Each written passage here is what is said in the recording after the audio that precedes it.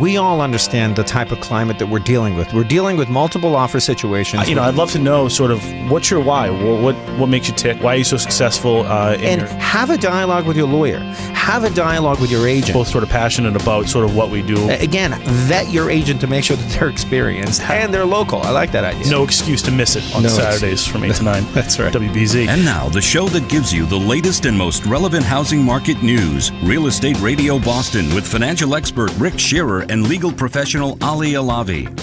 I know that some of the flooding that is experienced, some of the ice dams, so on and so forth, it's impacting the units themselves. So, I want to turn this to you, Henry.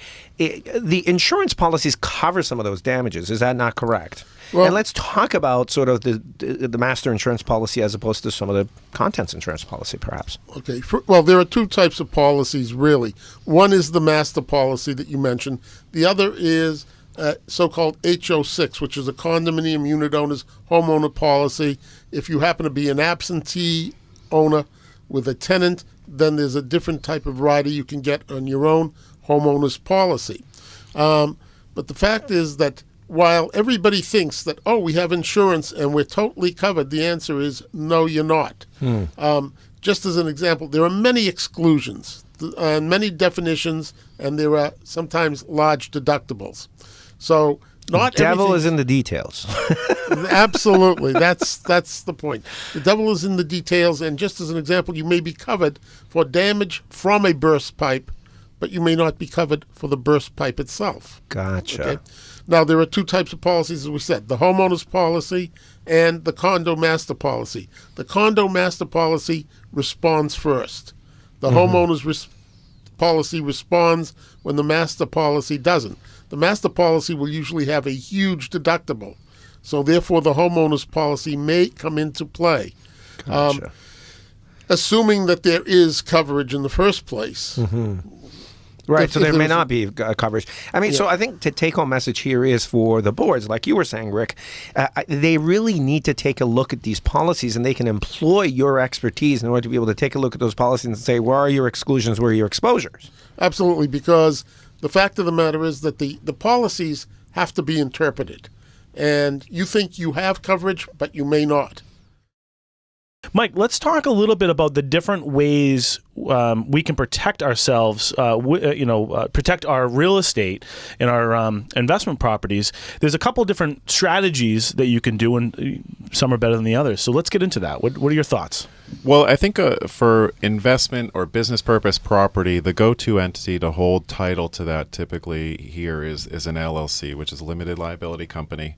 It's something that came out in the 80s. It's a blend of a partnership and a corporation. From a tax purpose, partnerships are typically taxed a little more favorably than a partnership. And then, however, they don't have the liability protection that a corporation would have. So many states across the United States gradually adopted these limited liability companies, which is effectively a hybrid of a corporation and a partnership. And that's what it is, limited liability, and that's what you're looking to do.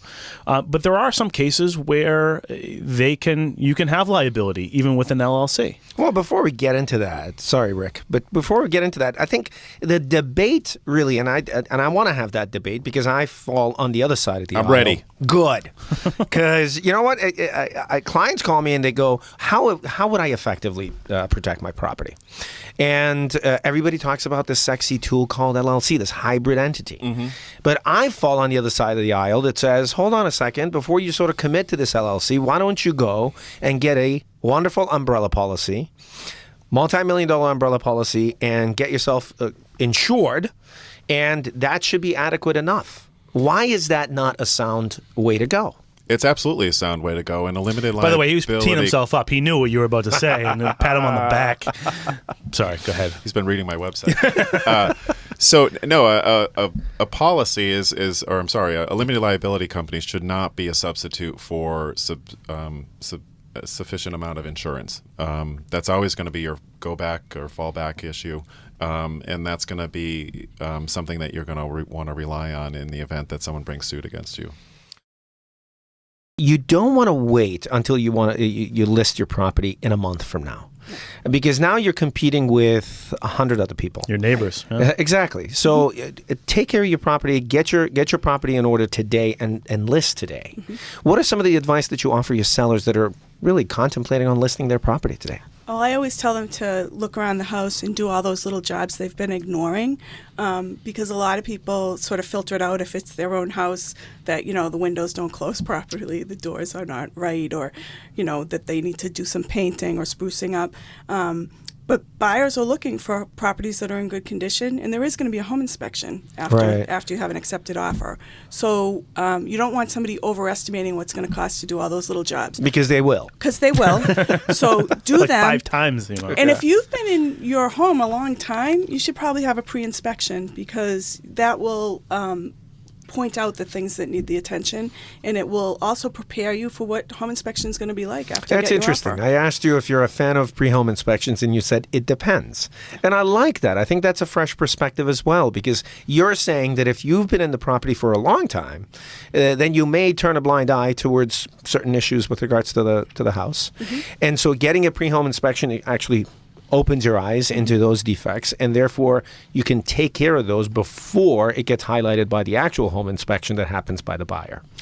Yeah, that's right. And you can also, if you've addressed the things in that home inspection, you can also offer that when people come to see your house. There's already been an inspection on our house. You want to take a look? And that gives a really good impression to buyers, because they feel that you're not hiding anything about your house. You've been proactive in terms of getting your house in order. And I think they really appreciate that.